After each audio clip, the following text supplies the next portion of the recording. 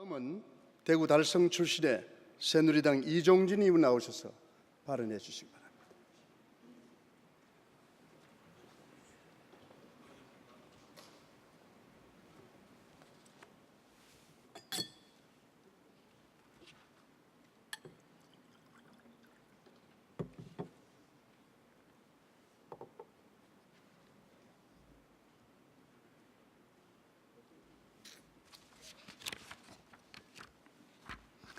존경하는 국민 여러분, 이병석 국회 부의장님, 선배 동료 의원 여러분, 그리고 정홍원 국무총리를 비롯한 국무위원 여러분, 대구 달성군 출신 이종진 의원입니다.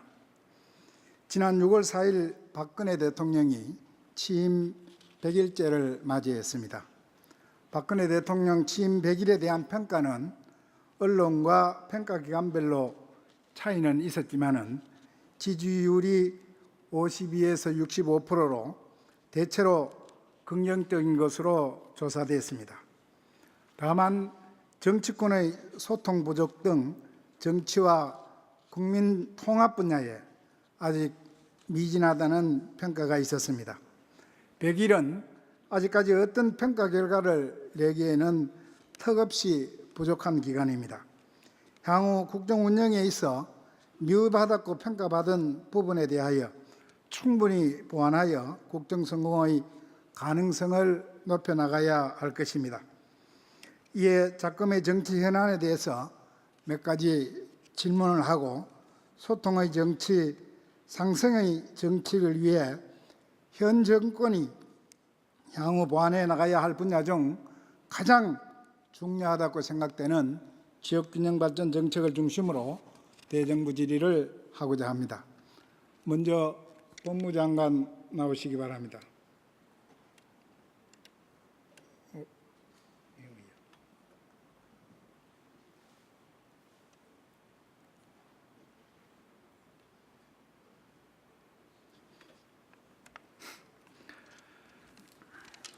장관님, 국정원 댓글 사건에 대해서 질문을 드리겠습니다. 국정원 댓글 사건은 현재 수사 중에 있고 또 그 결과에 따라 엄격히 법 집행이 뒤따라야 된다고 생각을 합니다.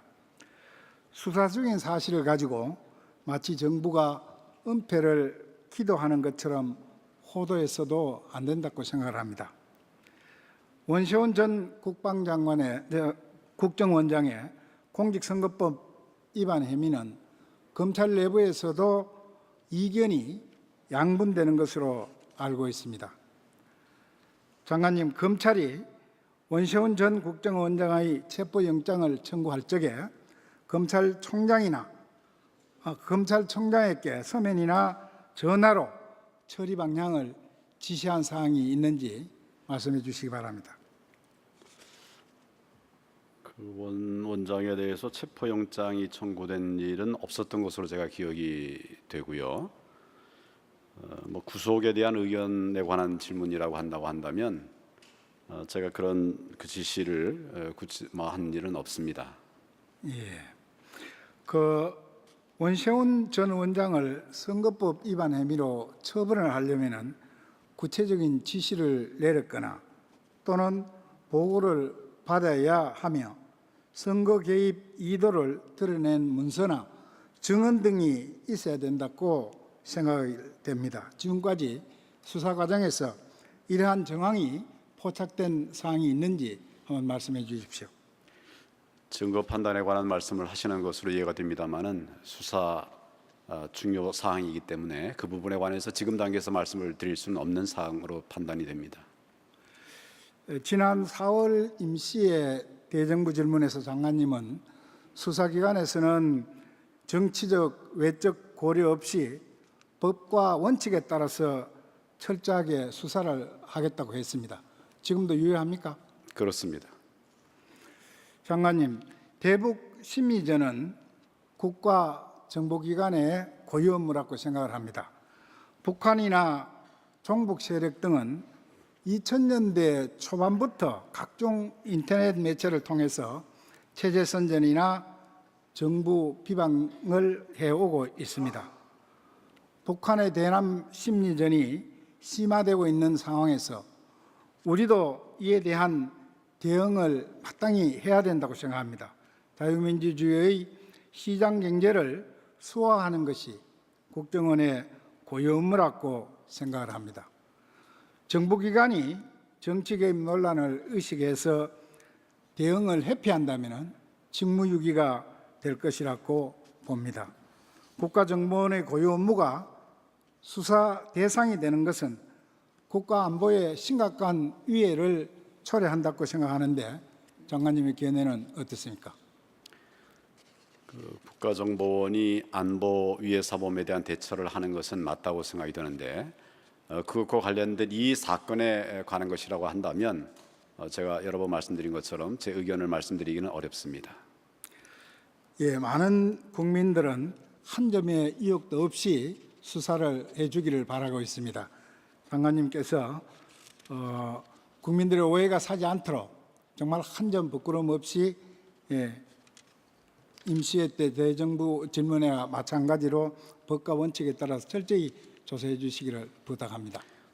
예, 저희가 경찰로부터 사건을 송치받은 것이 4월 말로 기억을 하고 있습니다. 공소시효가 많이 남아 있지 않기 때문에 검찰에서 특별수사팀까지 만들어서 철저하게 수사를 하고 있고 그 과정에서 법과 원칙에 어긋나는 일이 없도록 그렇게 당부도 해왔고 검찰도 그렇게 수사를 해왔습니다. 수사 결과에 대해서 믿고 기다려 주시면 감사하겠습니다. 예, 수고했습니다. 들어가십시오. 다음은 통일부 장관 나오시기 바랍니다.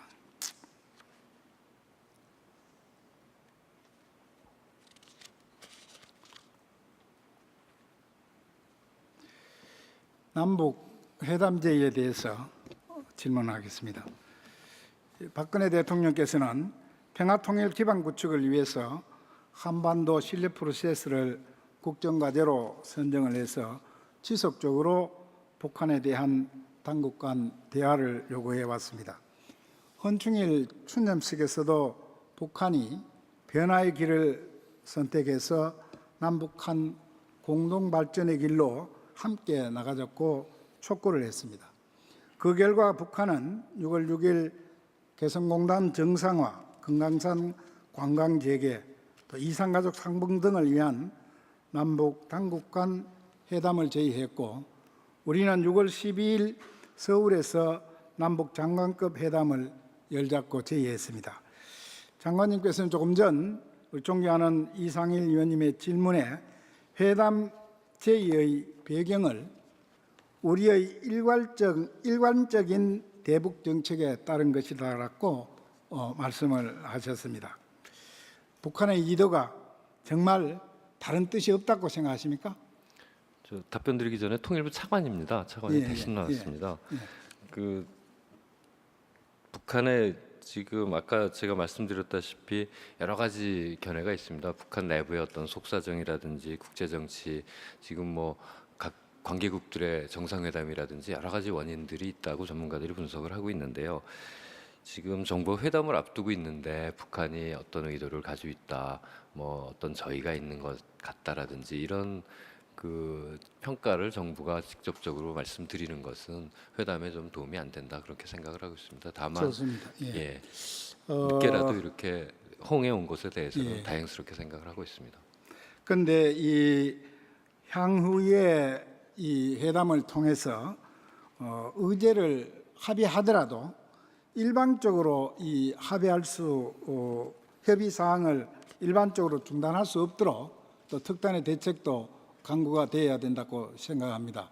마냥 퍼주기식만 해서는 안 된다고 생각이 됩니다. 여기에 대한 어떤 대책을 가지고 계시는지 말씀 좀 해주십시오. 예, 의원님 지적에 뭐 적극 동의합니다. 그래서 이런 어떤 합의를 하면 그 합의가 아무리 작더라도 그것을 지켜야 되는 것이고 그게 신뢰 형성의 출발점이라고 저희는 생각을 하고 있습니다. 그래서 정부가 일관성을 가지고 한반도 신뢰 프로세스에 입각해서 일관적이고 지속적인 대북 정책을 취해 나가는 것이 가장 중요하다고 생각합니다. 그래서 도발에 대해서는 단호하게 대처하고 그렇지만 또 긍정적 변화에 대해서는 북한이 올바른 선택을 할 수 있게끔 계속 어떤 대화와 이 교류에 손을 내밀고 이런 정책을 일관되게 추진하는 것이 가장 중요하다고 생각합니다.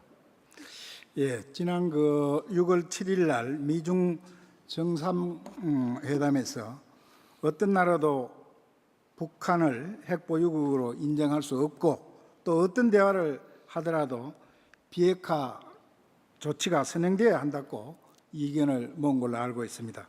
남북 장관급 회담에서 우리 정부의 대책이 무엇인지 말씀해 주십시오. 비핵화에 대한 우리 정부의 입장은 확실합니다. 그리고 그것은 꼭 비핵화 돼야 된다는 정부의 입장은 무엇보다도 중요합니다. 다만 어떤 이번 회담에서 과연 비핵화 문제를 어떻게 논의할 것이냐, 어떤 의제로 어떻게 할 것이냐 이런 부분에 대해서는 회담을 앞두고 있기 때문에 지금 우리가 남북 간에 합의한 대로 그런 의제, 그렇지만 그 의제 뒤에 긴박한 문제라든지 이런 것을 의제로 하게 되어 있습니다. 그래서 지금 이 문제를 어떻게 접근한다, 회담에서는 비핵화와 관련해서 정부가 어떤 입장을 가지고 있다라는 말씀을 지금 이 자리에서 드리는 것은 적합치 않다고 생각합니다. 다만 비핵화에 대한 정부의 입장은 확실하다는 점을 강조드리고 싶습니다. 예, 장관님, 예, 회담에 대해서 이 국민 기대가 정말 높습니다. 꼭 성공할 수 있도록 최선을 다해 주시기를 바랍니다. 예, 네, 들어가십시오. 열심히 하겠습니다. 예. 다음 총리님 나와 주십시오.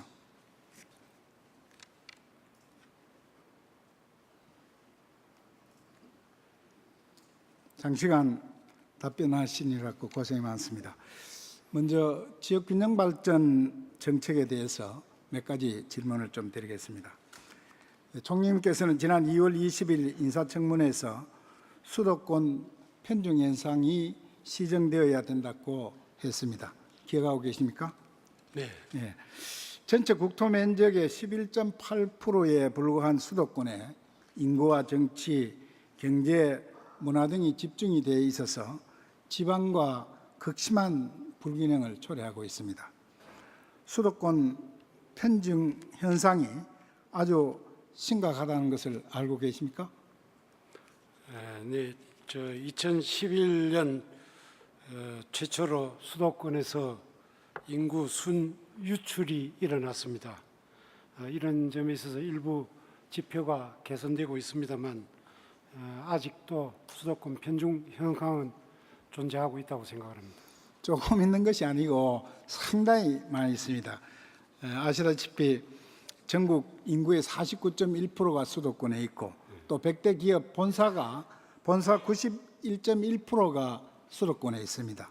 또 국내 상장사의 73.8%가 수도권에 있습니다. 지난 4월 28일 경제부총리는 시야국가산업단지를 방문한 자리에서 기업 투자 부진 원인이 불합리한 규제에 있다면서 규제를 대폭 풀어보려 한다고 했습니다.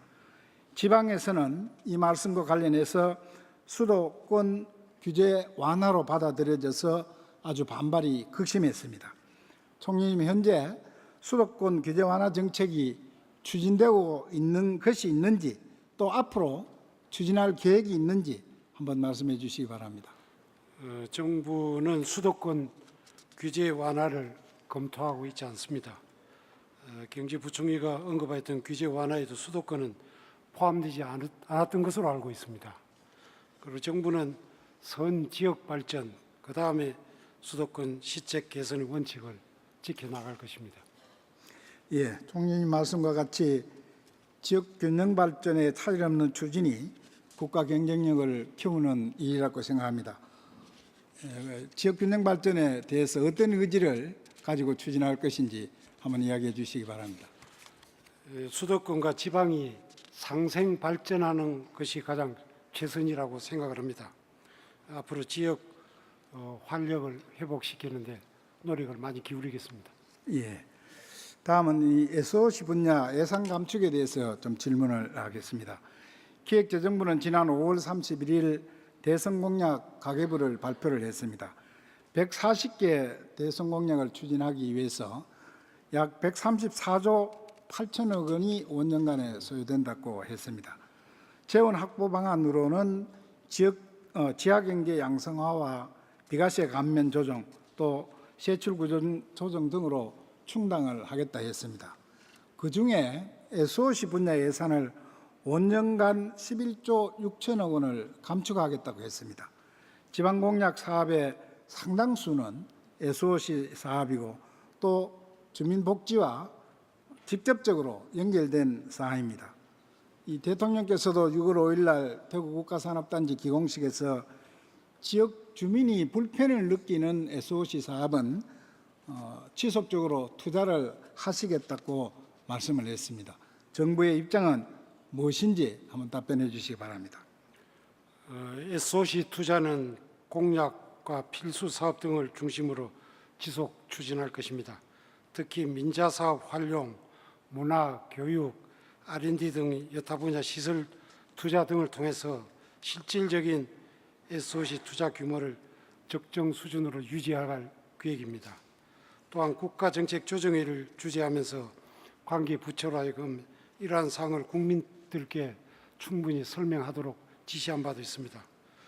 다만 이 공약 가계부상 SOC 분야 절감은 최근 몇 년간 경제 위기 극복 과정에서 증가되었던 투자 규모를 다시 현실화하는 그런 과정의 일부라고 이해해 주시기 바라고, 이 경우에도 필요한 SOC 투자를 소홀히 하는 일 없도록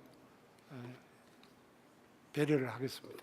예, 총리님께서 이 140개 대선 공약 가계부를 발표할 적에 105개 지방 공약에 대해서도 소요되는 재원이나 또 공약 사항들을 발표하라고 지시를 했습니다.